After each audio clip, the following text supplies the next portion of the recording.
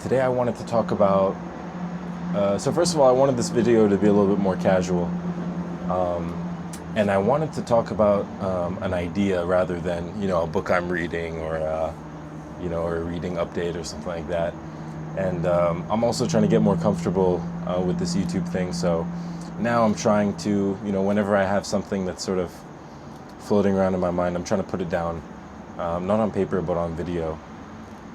Today I wanted to talk about a term that I feel like gets thrown around a little bit, but it's really important. And the term is outcome independence, right?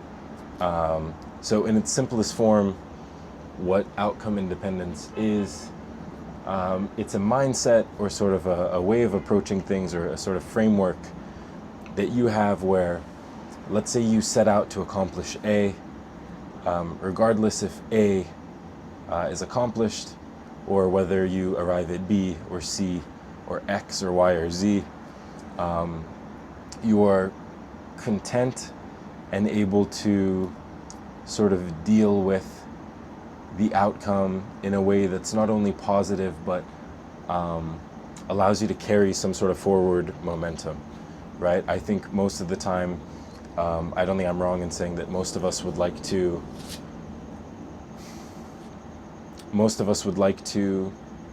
always sort of be forward moving, and we'd always like to be achieving or accomplishing things and heading in a way where, tomorrow's version of who we are, or the tomorrow version of us, is better than we were today, and today we are better than we were tomorrow. Because I feel like if you're not doing that, then what's really the point, right? No point to sort of regress or go backwards. The only problem with that mindset is it's a lot easier said than done. I think a lot of us, speaking personally at least, I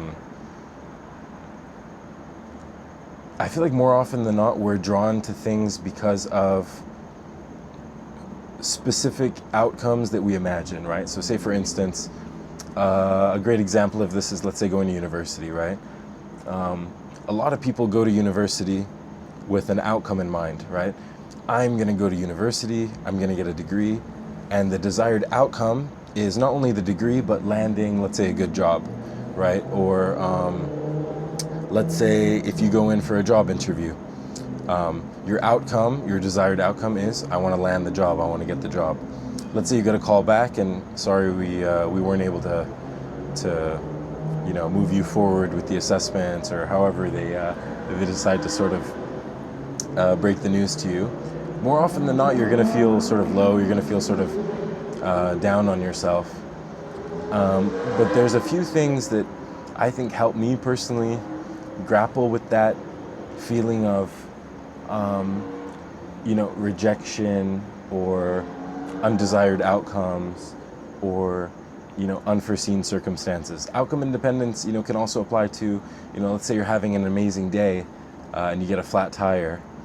Making sure that the flat tire sort of stays as just a flat tire and doesn't sort of snowball or build into a ruined day, a bad week, a bad month, and then that can sort of spill over into becoming a bad year.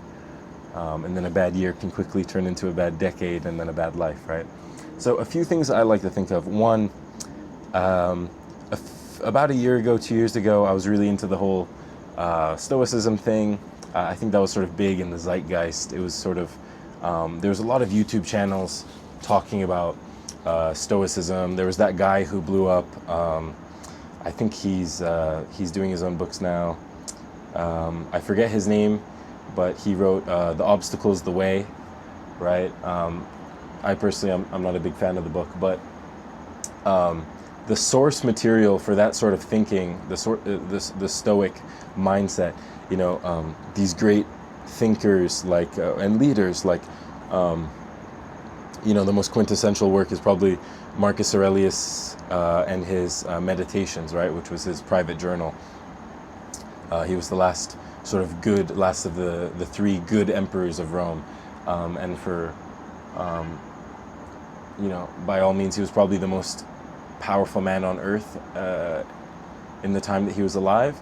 And Meditations is sort of his personal journal that he kept. It's an amazing work. I think it's a required reading for anyone, especially anyone young, because it sort of helps you frame your mindset. We'll touch back on that in a bit, but Marcus Aurelius' work is amazing. Thinkers like Epictetus, thinkers like Diogenes, that sort of wheelhouse, right, of thinkers. And there's a story that I heard. I'm not sure where I got this from, but I sort of remember it whenever I'm struck with any sort of calamity, whether that be minor or major. And then there's something I do with the story to frame it, which I'll also share with you guys. But so the story is, again, don't know where this came from, but there was this merchant ship. This is a long time ago. I want to say maybe, 1000 AD, 1100 AD, something like that. I have no idea, right? This is a very loose recounting of the story, but there's a merchant ship. I think it set sail from Spain, and it was carrying this man. So there was a wealthy man, and he came from a long line of. He was basically a very wealthy. I think he was a merchant, and he had a large amount of family wealth, right? This generational family wealth, and he loaded up. I believe he was moving, and he loaded up the majority of his wealth onto these ships, and set out on the sea to go to his new spot. Well, somewhere along that journey, a few days in, there was a storm, and all of the gold that was in his ship, right, all of the gold, and the ship itself was lost. Him and his crew, whatever, I think they were on a separate ship. They were able to make it to shore. He carried on life, but the ship itself was lost. A few days later, I think someone sees him in the market, right? And he's going around and he's going about his business. He's I think purchasing something, and they stop him and they're sort of like, "Oh my God, like, aren't you this guy? We heard the news that, basically your entire family's wealth was lost in this tremendous accident, right? And all of your family's gold is now at the bottom of the sea. How is it that you're at the market? How haven't you taken your own life? How haven't you gone mad? How haven't you become a recluse or sort of moved out into the mountains alone, right? How can you ever go back to normal life knowing that you've lost, what in today's money would be the equivalent of, hundreds of millions or billions of dollars, right? And so the man replies to him, what use would it be to me to sit and think about the gold that I've lost, when in fact it is already lost, right? When the ship has already sunk, when the gold's already at the bottom of the sea. What good would it do me to continue to think about the gold that I lost and how things could have been if they had been different? Essentially, those things happened, and there's no way to change what has happened. And the best thing I can do is go about with my life as normal, with or without the money. Do the best that I can, regardless of, having lost generations of gold. And this is something that I think about, and how I like to frame it as well is, if you consider yourself someone that values sort of Stoic philosophy, Stoic writings, if you like sort of classical philosophy, and if you really sort of, me at least, I admire these thinkers, right? I admire these men. And if you hold value in their ideas and their beliefs, the best thing you can do with those ideas and beliefs is to put them into practice, right? So, in a sense, whenever calamity befalls you, it only makes sense that you practice what you preach, right? If you're going to sit around with the guys and talk about how cool Stoicism is, and if you're going to talk about how, oh, dude, it's all about being, sort of indifferent.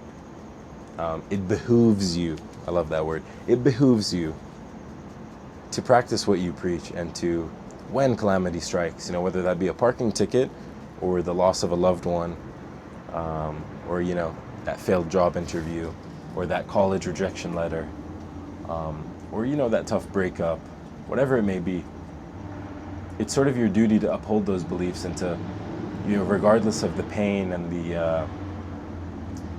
the sort of uncomfortableness that comes along with undesired outcomes, to push through and to almost have that pride within yourself to know that, you know, if you hold these beliefs, you might as well put them into practice. Now, I know I sort of veered off a little bit there, but I think the story about losing the gold is important because it's sort of in a way trickled down into, you know, the more childish saying, right, the don't cry over spilt milk, because there's nothing you can do. The milk's already spilled, right? You can't put it back in the glass. The thing is, when you approach life with that sort of mindset, and when you're able to sort of be okay, knowing that, you know, whatever happens, it's not really that big of a deal. The worst thing you could imagine, your life becoming, you know, living hell, still really, if you sit down and think about it, it isn't that bad. And I know it's funny to say, but if you guys want to do this, I did this before. If you actually sit down, take a notebook, sit down, and list out the worst possible things that could happen to you this year, right? Like the worst things. Think about losing your job, or getting a divorce, you know, if you're married, or the death of a loved one, or, you know, a massive car accident or something. If you sit down and you actually list out the things that you think are the worst possible things that could happen to you, and then you really are honest with yourself and you go down the list, it's weird to say, but nothing is actually that bad. Nothing's that bad, because if you think about it, if you're alive, you're sort of okay. So long as you're alive and you're here, I believe God has work for you to do, and it means you're not done yet. And no matter how bad things get, as long as you're alive, it's not that bad. And also, if you're not alive, then you shouldn't really be worried, right? Because there's nothing more you can do, right? You sort of already lived your life. And it's funny because it does sort of trivialize a lot of stuff. And that's, see, don't get me wrong, I don't mean it in a way where everything sort of becomes light and fun. You know, you should still be serious with things, right? You should still value your relationships and treat people with respect and kindness, and treasure the things that you have, right? Just because a car accident wouldn't be that bad, you know, because you did the mental math, doesn't mean you're going to start driving reckless. But it just sort of gives you this, almost this safety net within your mind where you can comprehend what true calamity sort of looks like in your personal life, and face the calamity before it comes up, if it comes up at all. You know, I'm praying for all of you guys. I hope everyone has an amazing year. I hope everyone has an amazing life. I hope we all succeed, right? But eventually you will run into obstacles. You will run into hurdles. You will run into grief and loss and poverty and stress and all of the things that come along with being human, right? In this sort of human experience. But by listing these things out and sort of making peace with them early, you sort of do the dirty work before you're sort of caught off guard and sort of hit with them, right, out of nowhere. If you really spend time thinking about what a flat tire would do to your day, then when your tire actually goes flat, you sort of feel prepared for it in a sense, right? If that sort of makes sense. But outcome independence is super important, and I think it gives you this sort of confidence in your day-to-day life, where knowing that you're okay with the worst possible outcome, it armors you up in a really nice way, and it lets you go into things with a little bit less worry and a little bit less stress. You will still be worried and you will still be stressed out because it's part of being human, but you just feel stronger. And I think especially in today's day and age, where you have a lot of forces in media, a lot of forces in politics, a lot of forces in, just society. A lot of things are sort of built and set up in a way that wants to make you weaker, where anything that can make you feel, a little bit stronger, and especially things that make you feel stronger without any sort of negative effects attached to them. This exercise that I recommended for you guys, there's nothing bad that can come from it, but it's that maybe realizing that you have more to lose than you thought, which is a good thing, because it means that you should be more careful and you should cherish the things that you have that you could lose, right? This exercise will also help you, I guess, realize how lucky you are, and how grateful you should be that you're here at all, right? And that you can experience anything at all. It's so beautiful. Yeah, outcome independence. Outcome independence, it's not just a buzzword, it's something that can really change your life, and it's something that I think once you start practicing, really makes you a more prepared person. It makes you a better person. It makes you someone that is, I think if you practice weathering the storm mentally, then, when you feel the sails sort of fill up, when you feel the squall coming, you're a little bit more prepared. And I think preparedness is something that we can all sort of use a little bit more of. Other than that, I think there's one thing that I wanted to talk about, and it's a quote I've been thinking about recently, and it's such an amazing quote, and it sort of runs parallel with this notion of being okay with whatever happens. And it's not a quote from a book, it's actually a quote from one of my favorite movies. It's a Robert Eggers film. I believe it was like 2021, 2019, something like that. The Northman. And The Northman is a amazing film. Amazing. Highly recommend it. But essentially there's this scene, I'm not going to give any spoilers, even though it's a little bit older film, I really want you guys to see it, but there's a scene in the film where there's this man, and he used to be this very powerful king. And this is in like Scandinavia, right, during like Viking times. And so he used to be this very powerful king on the mainland, but then he was sort of cast out, and he lives on, I believe, Greenland now. I believe they sent him to Greenland, which either Greenland or Iceland, and they sort of gave him this shoddy little kingdom where he's just basically a shepherd now, a herder, and a few citizens. And so he's sort of outcast, and he's sort of this lower ranking feudal lord now. And there's this scene where, even though he's still a king, right? He's a much lower king now than the king that he was previously. But there's this there's this scene where I think he's chopping wood with his son, or he's fixing a gate. He's doing some sort of manual labor with his son, and his son is this sort of archetypical, sort of spoiled brat, right? Like a sort of like a daddy's boy, like grew up as like the biggest fish in a very small pond, right? And he's always teasing the slaves and things like that. But he's doing some manual labor with his son, and his son starts complaining and moaning about the work, and he tells his father, he says, you're the king, or you're the lord of this land. Why are we doing the work of slaves, right? This makes no sense. It's beneath you. And the father says to him, even though his character is an awful character, bad guy, don't like him, he tells his son, he says, no man knows whether or not he will spend the next winter as a king or as a slave. So best be prepared for both. And I remember when I heard that, it just stuck with me. And I watched the movie a few more times. And every time that line really stuck with me. And I think it's such a great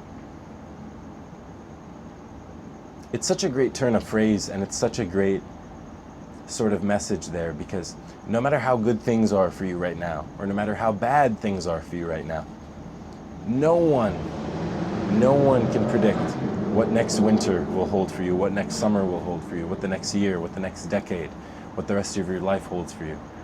You could be at your lowest right now, but God has written some amazing blessings for you, just around the corner, or maybe in 5 years' time, or 10 years' time, or 20 years' time, or tomorrow, or you know, on the other side of on the other, oh my God, on the other hand, you could be at the top of your game, right? You could be waking up every day, 6 a.m., motivated, getting your runs in, hitting the gym, getting that business up and running, doing great at work, amazing family life, you name it. Everything's flying high, right? And you could be stripped of that, right? Tomorrow or next week or next year or in 5 years or in 10 years. And you could be alone, or you could lose your job, or you could, you know, have a number of things happen to you. But the important thing is that you're prepared for whatever season comes next.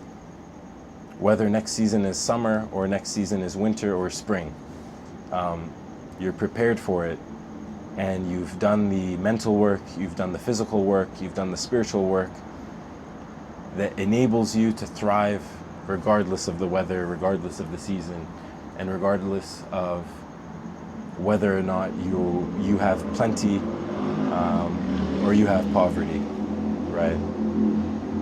It's all a mindset thing. And so I think I'm going to leave you guys with that. You don't know what next season holds for you. Could be good, could be bad. That's the beauty, I think, in all of this, is that we don't know. I think if you could know and if you could see into the future, it would make things a lot less interesting. But as long as you try your best, right? That's all you can sort of hope to do. Yeah. Don't worry about what happens. Worry about how you deal with what happens, how you make peace with what happens, and how you ensure that your momentum is never lost. Yeah, I think it's a good place to stop. Thank you so much for watching, guys. Think about that for a bit and do that exercise. It'll help you out. All right, take care.